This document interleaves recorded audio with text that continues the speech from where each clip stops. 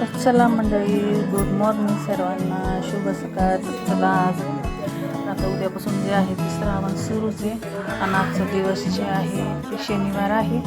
तर चला सगळे साफसफाई जे आहे म्हणजे चालू आहे. जसं की आता श्रावण महिना चालू आहे, पूजा पाठ जे असते खूप असते, त्याच्यामुळं घर वगैरे सगळं स्वच्छ करायचं. जसं की आता छोटे मोठे सण पण सुरू होतात, जसं की पंचमी आहे, राखी पौर्णिमा आहे, श्रावण महिन्यात सोमवार आहे. तर सगळीचे साफसफाई ते म्हणजे 8 दिवस झालं सुरू आहे. सकाळी जे आहे मिस्टरांना आज काम लावलं होतं, जसं की घराचे जाळे वगैरे काढायचे होते, कारण ते मला काढता येत नाही, तर जी काम माणसाची ते त्यांनीच करावं लागतं.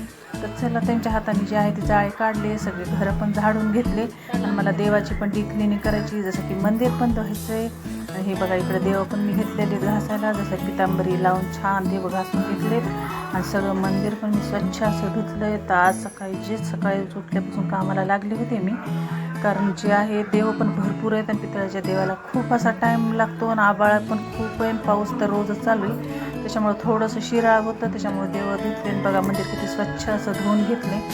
तर चला तुमची श्रावण महिन्यात कामं वगैरे झाले की नाही कमेंटमध्ये नक्की सांगा.